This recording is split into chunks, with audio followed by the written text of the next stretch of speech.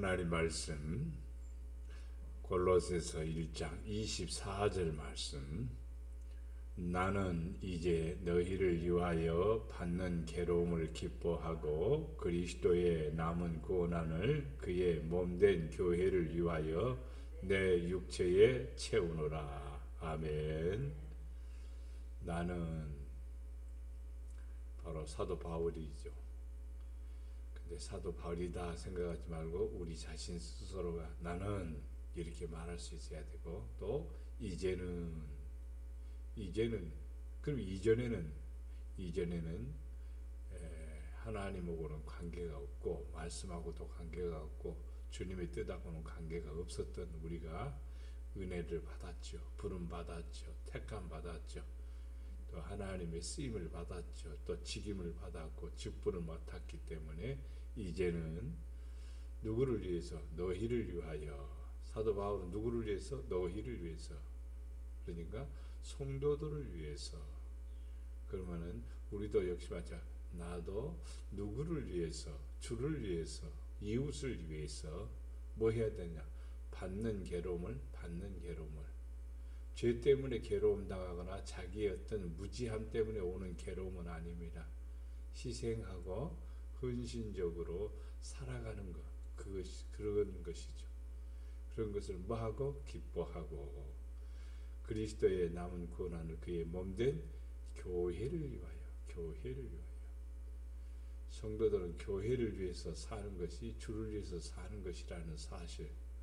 교회하고 주님하고는 따로 이렇게 분리되는데 그렇게 분리되는 게 아닙니다. 절대로. 교회가 주님이고 건물이 아니라 교회, 하나님께서 세우신 교회는 벽돌로 지어진 건물은 아닙니다. 성도들의 모임이죠. 그리고 자기 자신이죠.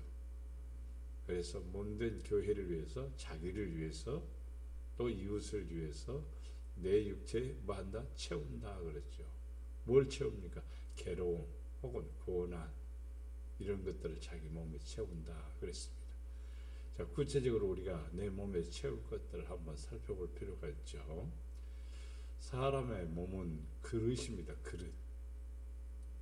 그릇이라는 표현을 쓰고 있어요.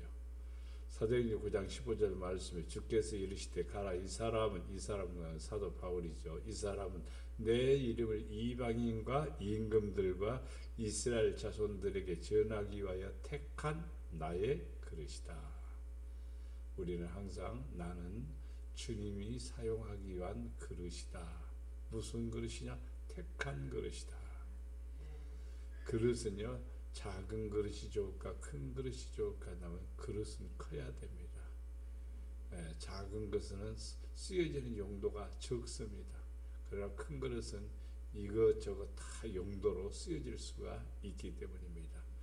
그래서 큰 그릇이 돼야 되고, 또 어떤 그릇이 돼야 될까? 깨지기 쉬운 그릇보다도 깨지지 않는 그릇이 좋고, 그냥 천한 그릇보다도 귀한 그릇이 좋죠. 재료가 뭘로 만들었느냐? 질그릇으로 만들었느냐? 아니면은 금과 같은 귀한 것으로 만들었느냐? 그래서 금그릇도 있고 질그릇도 있습니다. 우리 그리스도인들은 사람들은 깨어지기 쉬운 질그릇입니다. 그러나 그리스도인들은 금그릇이 되어야 되는 겁니다. 귀한 그릇이 되어야 되는 거예요. 디모데후서 2장 21절에 보면 이런 것에서 자기를 깨끗하게 하며 귀히 쓰는 그릇이 되어 거룩하고 주인의 쓰기에 합당한 모든 선한 일에 준비함이 되리라. 모든 사람은 그릇인데 자기를 깨끗하게 해야 돼요. 깨끗하게 하지 않으면 안 돼요. 그릇을 쓰는데 더러운 거 아무렇게나 쓸 수는 없는 거예요. 그 그릇을 쓰면 유생에 큰 해를 받기 때문이죠. 그래서 깨끗하게 해야 되죠. 마찬가지로 우리 자신이 주님에게 쓰여지고 또 하나님 앞에 쓰여지려면 깨끗한 그릇이 되어야 됩니다. 그리고 천한 것보다도 귀하게 쓰는 그릇이 되어야 되겠죠. 귀하게 쓰는, 없어서는 안 되는 필요한 그릇이 되어야 되겠죠. 그리고 주인의 쓰기에 합당한 그릇이 되어야 됩니다. 주인은 누굽니까? 우리 주님이십니다. 예수님이십니다. 예수님이 쓰기에 마음에 쏙 드는 사람, 예수님이 쓰기에 기뻐하는 사람, 이런 사람 써야지, 이런 사람이 되어야 됩니다. 우리가 잘 아는 요셉, 형들이 팔았죠. 애굽에 팔았지만 그 속에 분노를 품고 살고 그 속에 원망을 품고 산다면 요셉도 일반 사람들하고 똑같은 사람이 될 겁니다. 그러나 요셉은 자기를 하나님이 이곳에 보낸 이유가 무엇일까? 하나님이 나를 이 땅에 보낸 게 뭘까 생각하는 것이, 첫째는 하나님을 잘 경외하는 것이다, 이렇게 생각하고 하나님을 잘 경외하는 것이죠. 유혹도 이기고 모든 어려움도 극복하고, 그러니 하나님이 지혜를 주시어서 그가 애굽의 총리가 되지요. 총리가 된 다음에 이제 자기 형제들이 식량을 사기 위해서 애굽에 왔을 때, 형들에게 말한 고백이 있죠. 우리 식구를 살리려고 나를 먼저 이곳에 보냈습니다. 형들은 요셉을 판 것 때문에 상당히 두려워했었죠. 그러나 요셉은 형들을 위로하면서 형들이 나를 판 것이 아니라 하나님이 나를 먼저 우리 가정 구원하라고, 형제들 구원하라고 보낸 겁니다. 이렇게 말합니다. 나는 이런 것은 굉장히 아버지 앞에 참 좋은 마음을 가진 태도고, 또 주님이 쓰기에 합당한 아름다운 모습이라고 볼 수가 있습니다. 그래서 우리는 하나님 앞에 거룩한 그릇이 되어야 되고, 깨끗한 그릇이 되어야 되고, 귀한 그릇이 되어야 되고, 주님의 마음에 합한 그릇도 되어야 되고, 합당하게 쓰여지는 성도가 되어야 됩니다. 나는 이제 교회를 위해서 받는 괴로움을 기뻐한다 그랬습니다. 자, 마태복음 5장 11절 12절에 보면은 예수님 때문에 욕도 받고 핍박도 받고 거짓으로 너희를 거스려 악한 말을 할 때에는, 이럴 때는 언젠가 복음 전하고 주님 영광에 살려고 하면은요, 욕 먹습니다. 부모에게도 욕 먹습니다. 형제에게도 먹습니다. 남편에게도 욕 먹을 수도 있어요. 핍박받을 수 있어요. 수많은 말로 우리를 거스릴 수도 있어요. 악한 말을 막 들을 수도 있어요. 그래도 복이 있습니다. 왜냐하면 누구 때문에 그럽니까? 예수님 때문에. 예수님을 위해서 살기 위해서 그러니까 그런 것들을 기뻐하라. 욕먹는 것도 기뻐하라. 잘못해서 욕먹는 게 아닙니다. 믿음으로 살려고 하니까 욕먹는 거지요. 복음 전하면서 욕먹는 거지요. 성령을 쫓아 살려고 하니까 바로 사람들에게는, 육신의 사람들에게는 수많은 비방과 욕과 핍박을 받을 수 있습니다. 그러나 우리는 어떠합니까? 기뻐하고 즐거워하라. 왜? 하늘의 상이 큽니다. 상이 큽니다. 너희 전에 있던 선지자들도 이와 같이 핍박을 하였느니라. 그렇습니다. 선지자들 많은 핍박을 받았습니다. 핍박받다 죽임을 당한 선지자들도 많습니다. 믿음으로 산 사람들은 거의 대부분이 많은 어려운 일들을 겪었습니다. 잘못 살아서 어려움을 겪는 것이 아니라 욕을 먹고 핍박받고 거짓으로 거스리고 악한 말을 많이 들었단 말이에요.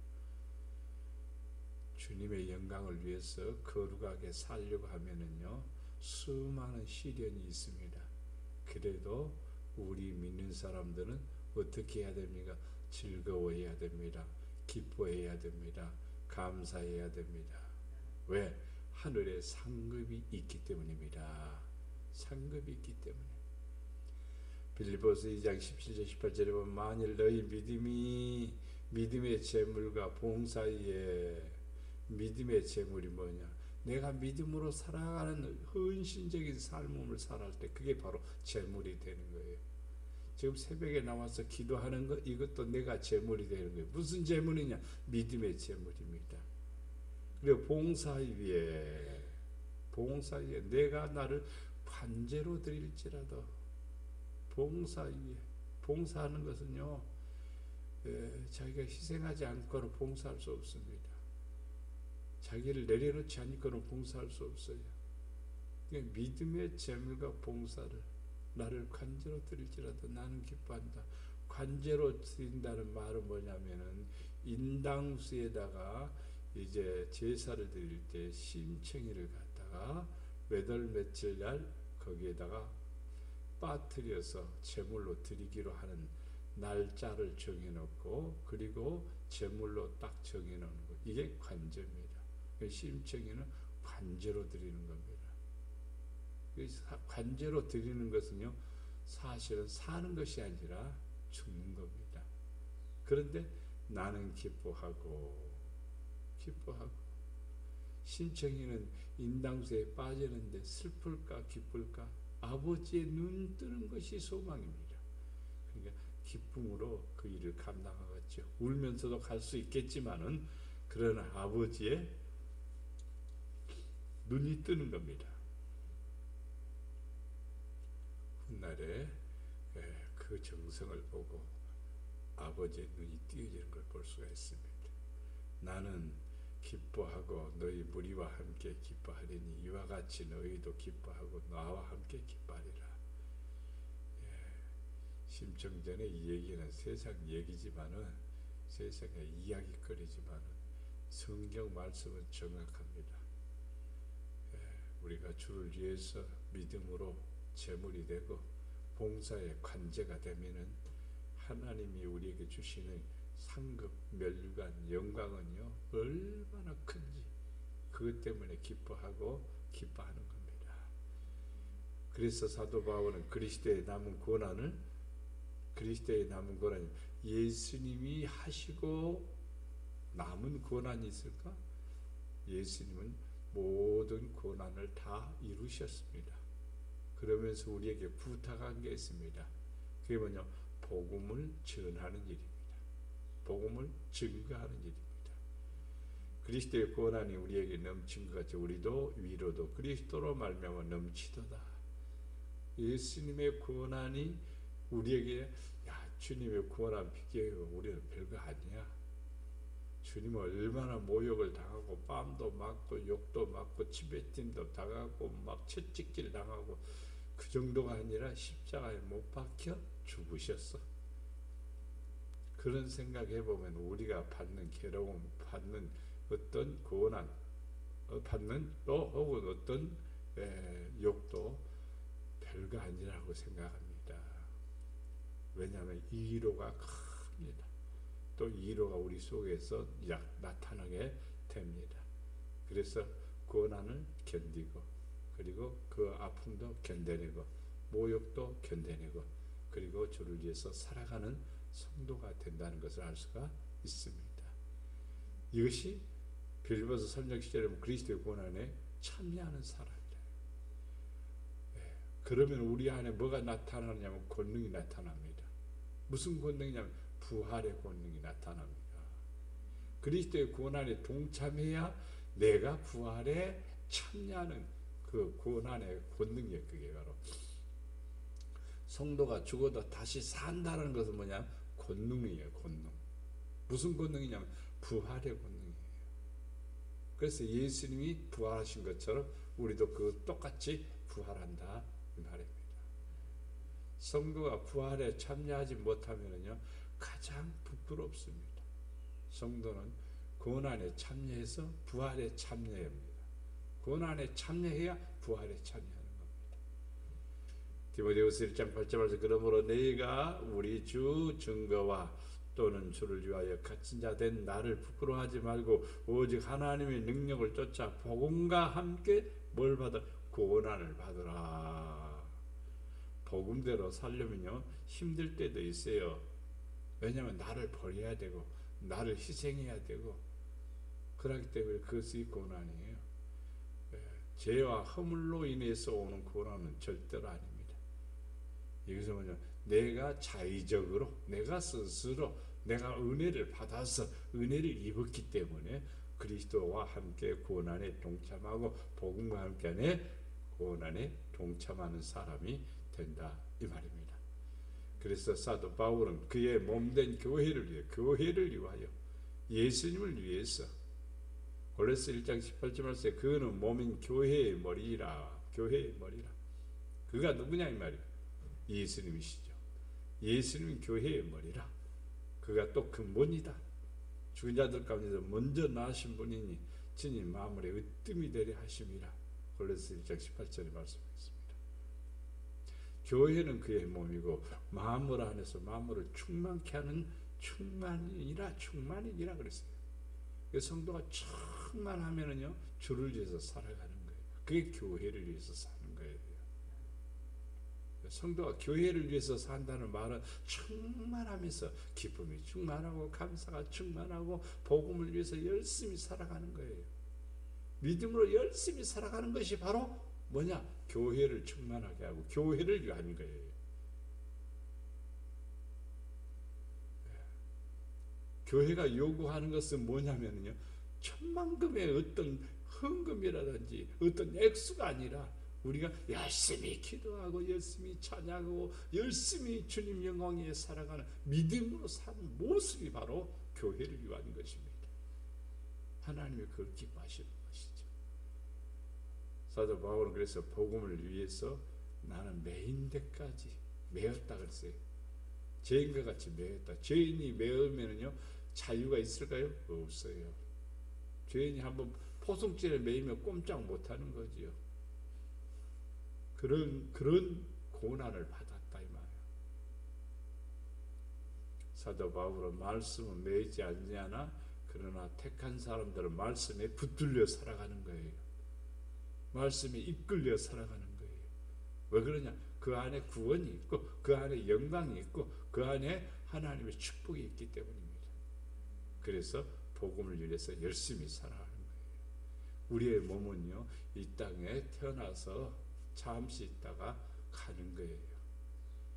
우리 육체에 우리는 하나님께서는 부어줘요. 뭘 부어줄까요? 성령을 부어주시고 능력을 부어주시고 권능을 부어주시고 지혜를 부어주셔서 우리가 일을 할 수 있도록 만드는 거예요.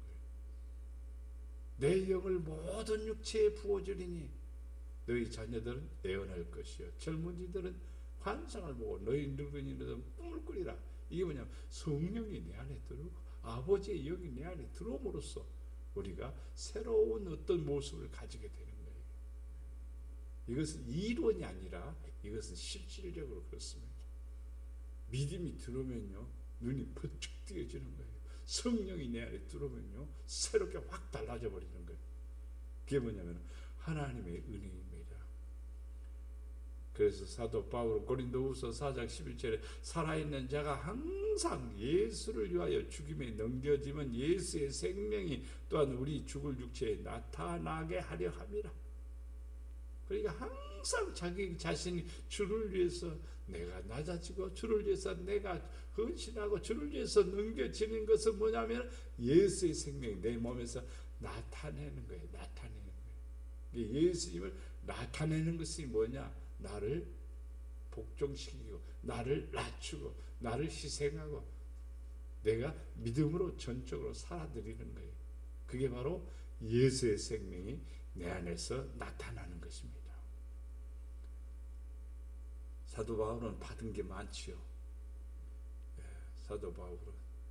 사도 바울은 받았을까요?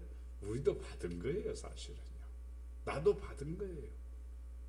나도 이런 것 받았고 저런 것 받았고 물어보면 많아요. 사람들 나도 받았어. 여러 계시를 받은 것이 지극히 크므로 너무 자만하지 않게 하려 하시고 내 육체에 가시고 사탄의 사자를 주셨으니 이는 나를 쳐서 너무 자만하지 않게 하려 하십니다. 그러니까 자꾸 자기를 그리스도에게 복종시키는 그 훈련이 뭐냐면 예수님을 나타내기 위해서 생명을 나타내기 위해서 겸손하기 위해서 그런 훈련을 하고 그렇게 믿음으로 살았다 이 말입니다. 그럼 사도 바울만 그러고 우리는 그러지 말라는 거 아니에요. 사도 바울이 이렇게 내가 이렇게 살아왔는데 이렇게 살아야 된다라고 우리에게 고민하고 있습니다. 오늘 말씀을 통해서 이제 우리는 그리스도의 남은 고난을 내 몸에 채우는 성도가 되어야 됩니다. 열심히 교회를 위해서가 나를 위해서입니다.